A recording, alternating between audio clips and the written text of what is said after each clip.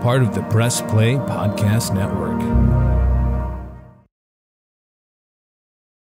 Chapter 15, 7 the Hard Way. We all would like to think we would never be the subject of a case involving mistaken identity, or worse, false imprisonment. I know for me personally, when I think of ever being involved in something like that, I think, surely the system would do its job. Surely I would never be standing before a jury of my peers, and surely they would never convict me for a crime I didn't commit. Even though I know the system is flawed, surely it can't be broken. I mean, at least not that broken. But maybe it is. Maybe the system is broken. Maybe it works sometimes, but not all the time. All the time we see criminals, especially the rich and connected type, get away with literal murder. By intent, the system is designed to punish. It's easy to lock a man up for the rest of his life, but what about when the wrong man goes down for the crime? The system, again by intent, is designed to make it as hard as humanly possible to correct this.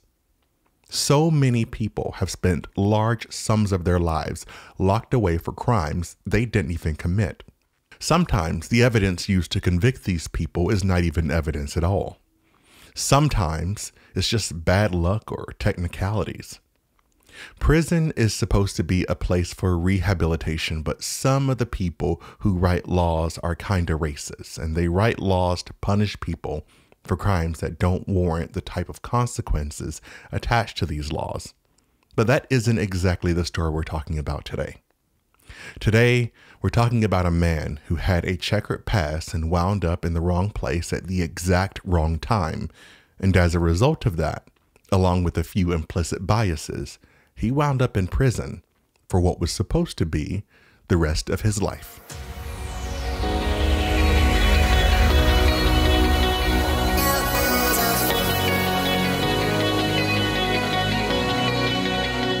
From the Hyman blog and the Press Play Podcast Network, I'm JD Hyman.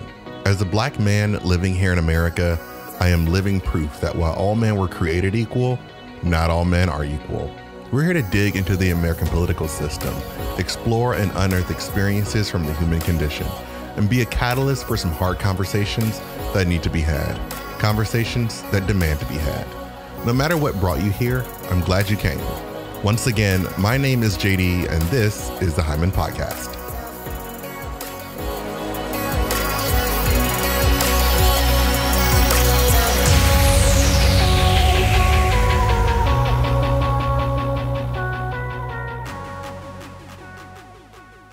Part 1.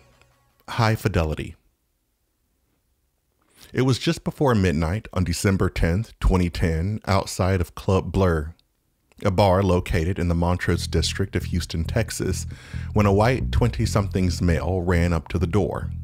He was frantic and scared and pleaded with the door security to let him inside. He explained that a man was chasing him and he was trying to kill him. The door security failed to understand the seriousness of the situation and turned him away. The man ran back towards the parking lot where he was met by his pursuer. The perpetrator, a black male in his late 20s or early 30s, confronted him with a knife. He was well dressed, wearing an orange shirt. He had an athletic build, was about 200 to 260 pounds, and stood about 6 to 6.5 feet tall. After a brief scuffle, the victim broke free but was quickly subdued and stabbed to death. 6 people watched this happen. The following night, December 11th, Lydell Grant arrived and parked his car in that same parking lot. He exited his vehicle to meet some friends at a neighboring bar. One of the employees from Club Blur saw Lydell exit the car and believed he was the same guy from the previous night. He wrote down the VIN number from Lydell's car and called Crime Stoppers. The Houston police assembled a lineup of 6 African-American males, including the photo of Mr. Lydell Grant, and presented the lineup to all 6 witnesses. The lead detective was allowed to administer the lineup in a non-double-blind manner. This meant he knew which photo was that of the suspect, and he had the ability to influence the selection process of the 6 witnesses. He was able to reinforce the right choice and solidify his case. 1 week later, a warrant was issued and Lydell was arrested for murder in the first degree. He proclaimed his innocence, provided an alibi, but in the wake of comments made by the Houston Police Department and the Court of Public Opinion, the adjudication process was quick. 2 years later, in December 2012, he was put on trial, and with the eyewitness testimony of 6 people, he was convicted of murder. But it wasn't just the testimony of the 6 eyewitnesses that sealed his fate, but it was also a combination of poor forensic analysis, improper DNA testing, and a defense team that missed huge red flags that led to his incarceration. During his trial, a forensic DNA analyst that worked for the Houston Police Department Crime Laboratory testified that DNA found in the alleles under the victim's fingernails formed the profile of the perpetrator. In the midst of the scuffle between the killer and the victim must have scratched his assailant. This DNA mixture suggested that it belonged to a male who wasn't the victim. Her testimony was not conclusive that it belonged to Lydell, but after prodding from the prosecution, she testified that he could not be excluded as a suspect. Yes, you heard that correctly. The DNA was not conclusively proven to belong to that of Lydell, and this evidence was admitted into court. The defense did not properly cross-examine the witness, nor did they provide their own expert witness to contest the findings. And that was that. Lydell was sentenced to life in prison. Post-conviction, Lydell appealed his case multiple times, and each time he lost. So, finally, he wrote to the Innocence Project of Texas. At the same time, he filed a motion to have the DNA retested. The Innocence Project, led by Mike Ware, runs a law clinic at Texas A&M School of Law. Law students, in conjunction with the staff of the Innocence Project, examined the DNA evidence in the case. One of the charges of the clinic is to examine possible cases where the convicted defendant has the possibility of petitioning for a claim of actual innocence. This is different from having a case dismissed on the grounds of poor evidence or competing evidence. It means either 1, a person was convicted of a crime that occurred much as the police, witnesses, and prosecutors claim it occurred, but it was committed by a completely different person, or 2, a person was convicted of a crime that never actually occurred at all. The students were first to note that the DNA evidence was not consistent with Lydell's DNA. They found that 9 of the 13 loci, the genetic locations of DNA on a chromosome, were inconsistent. This alone should have been enough data to exclude Lydell, which means the DNA analyst with the Houston Crime Lab was wrong in their interpretation of the data. But this wasn't enough to secure Lydell's release. The DNA needed to be tested again, and that's exactly what the Innocence Project did next. The Combined DNA Index System, more formally known as CODIS, is the national DNA database created by the Federal Bureau of Investigation and is used in the U.S. to aid in the investigation of cases involving DNA evidence. The database consists of multiple state and local DNA indexes that can be accessed by all levels of law enforcement. In 1994, Congress passed the DNA Identification Act. Among one of the provisions is the collection of DNA specimens from certain persons. As of 2018, states have adopted their own laws regarding the collection of DNA.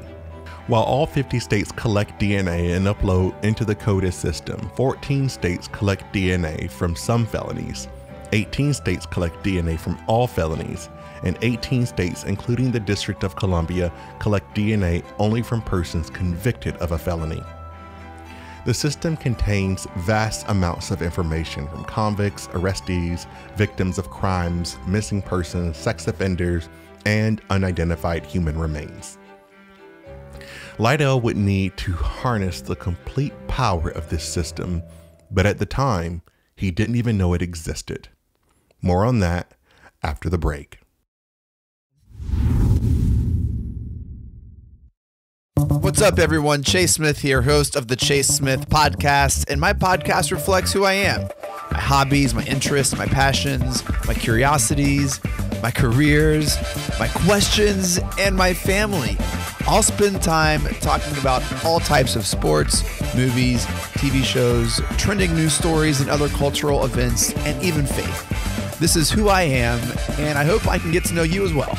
Join me on the Chase Smith Podcast, and let's have some thought-provoking conversations, only on the Press Play Podcast Network.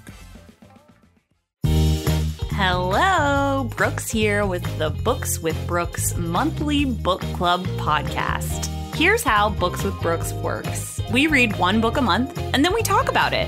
Classics like Stephen King's The Shining, debut novels like We Are the Brennans by Tracy Lang, and tons of other compelling, life-changing stories, one book and 1 month at a time. So come read along with us, and then listen in. This episode of the Hyman Podcast is brought to you by presenting sponsor Uproar Coaching. Check it out. Uproar Coaching. Let me guess, you're ready to get serious about your goals and you're looking for accountability support, but you don't have the time or the tolerance for the chit chat.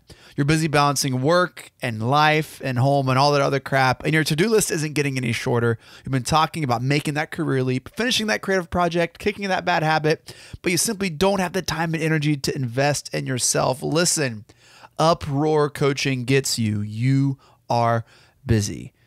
What if I told you you can get maximum accountability with minimal commitment? Productivity without punishment. Uproar Coaching's Busy Bitch program brings you all of the good stuff you'd get from a weekly hour-long coach session, minus the conversation. Here's how it works. Each Friday morning for 5 weeks, you'll receive an email with 3 prompt questions. Take 10 minutes to answer those questions. That's it. By Monday, midday, you'll receive a personal reply offering support and challenging those limitations you're putting on yourself. This is productivity supercharged. And let me tell you, once you meet Carrie, you're going to want her to speak positivity and motivate you to accomplish your goals. She's authentic, enthusiastic, and genuine. She's the real deal. So go to uproarcoaching.com today, click on Work With Me, and find the Busy Bitch program. Listeners receive 10% off her Busy Bitch program by using promo code P3 at checkout. Again, visit uproarcoaching.com today to learn more. Part 2, The Long Road Home. While in prison, Lydell met another inmate who insisted that he not give up on his case, that he learns as much as possible about his case, the evidence against him, and the legal system. Lydell spent a lot of time in the prison's law library researching his case and the evidence against him. His fellow inmate, after reading over the DNA evidence, insisted that he have a lawyer drop a motion to have the DNA evidence tested again. Lydell began the process of reaching out to lawyers. With the help of his brother, Lydell drafted a letter that was sent to hundreds of people, including radio personalities and Oprah, to name a few. Unfortunately, it was met with few responses.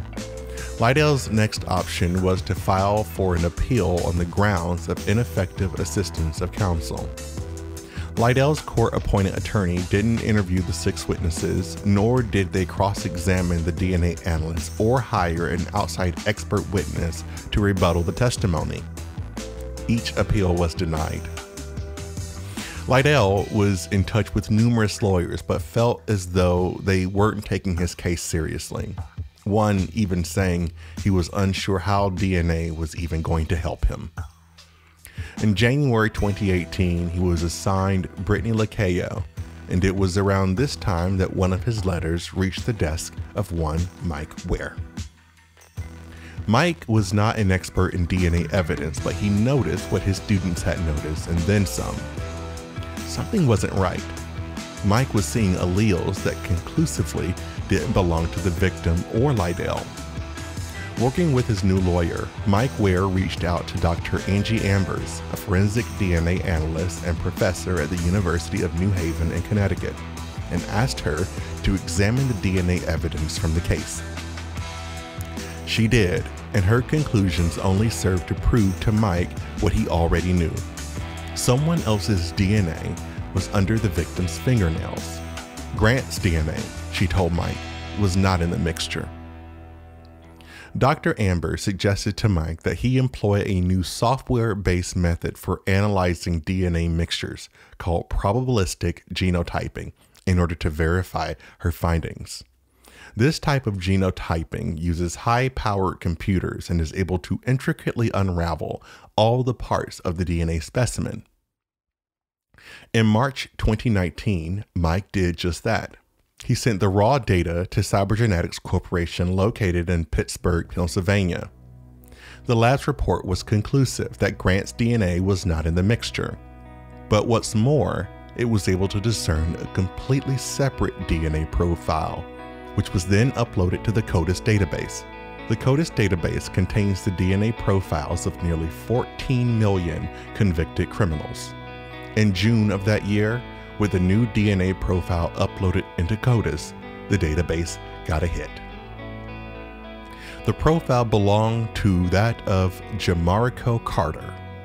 It was later discovered that Jamarico lived in Texas at the time of the murder, and coincidentally enough, he fit the description provided by the 6 eyewitnesses. In addition to a rap sheet a mile long, he had previously been arrested, a mere few feet away from the original crime scene on a drug-related charge. Like I said, his rap sheet was a mile long and included numerous violent crimes, and on top of that, he had even spent time in jail. After the murder took place, Jamarico relocated to Georgia. With the DNA profile match, this meant that Jamarico's DNA was under the victim's fingernails. His victim, in the heat of trying to fight for his life, took a piece of his assailant for the road. And from beyond the grave, he made sure his death was not in vain. It would be 6 months later, in December 2019, before authorities would catch up with Jamarico. After being arrested on other charges, the Houston police were notified. Detectives hopped on a plane and flew to Atlanta, Georgia. In the course of the interview, Jamarico confessed to the murder but claimed it was in self-defense.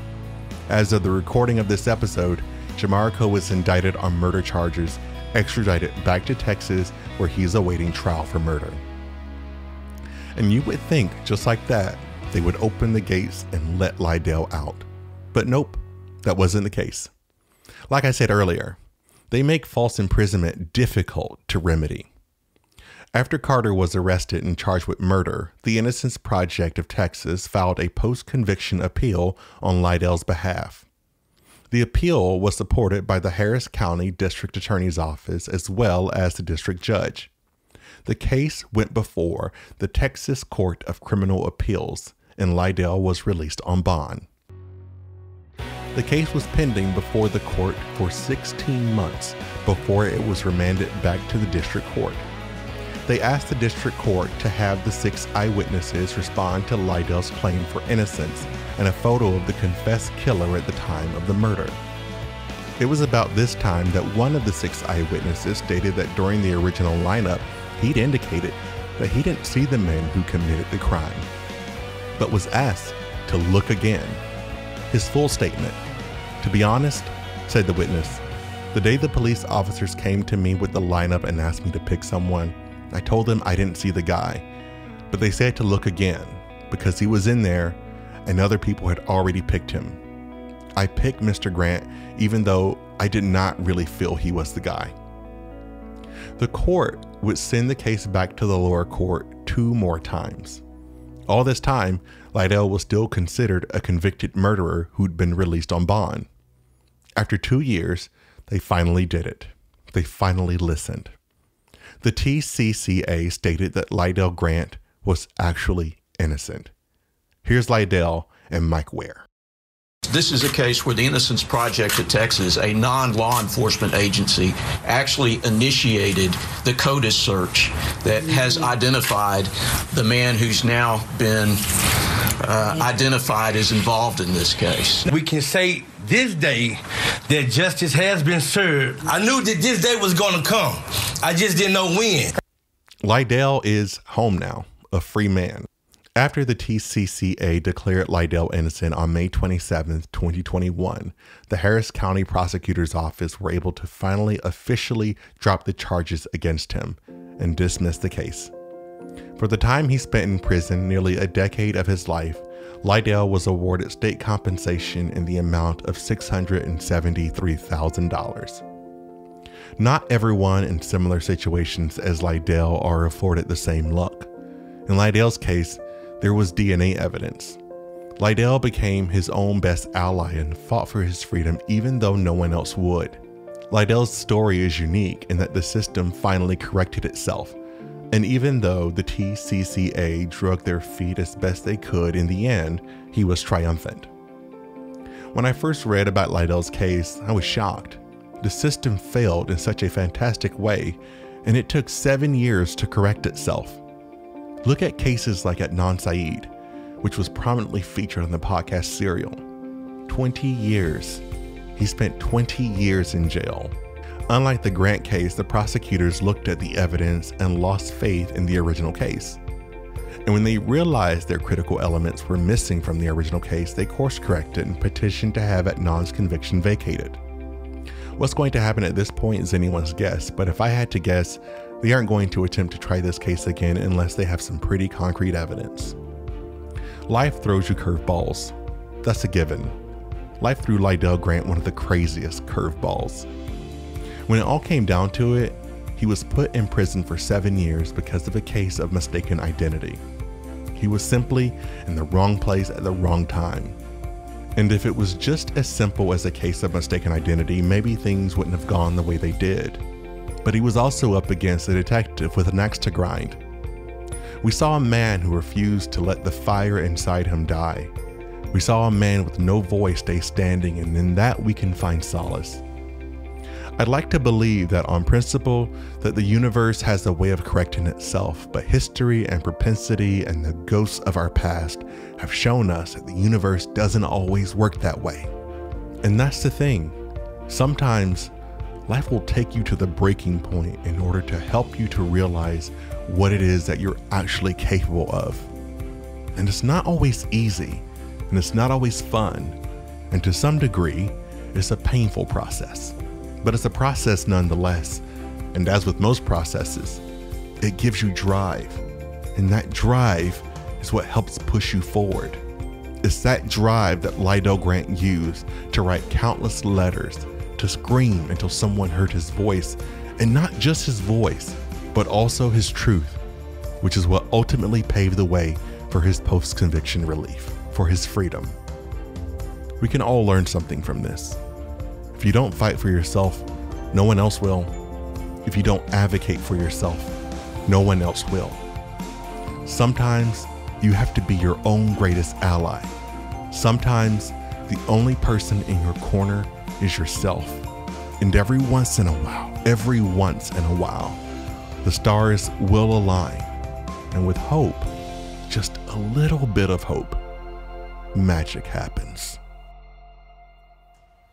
My name is JD Hyman. This is the Hyman Podcast. I'll see you next time. The Hyman Podcast was written, edited, and produced by myself.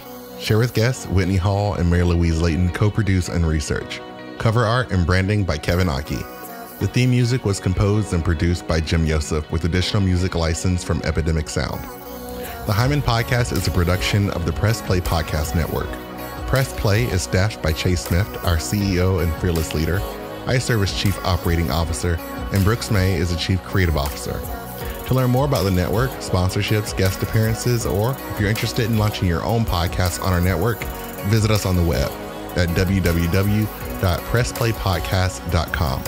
To learn more about this podcast, our mission and vision, or for sponsorship information, please visit us on the web at www.jdhyman.com.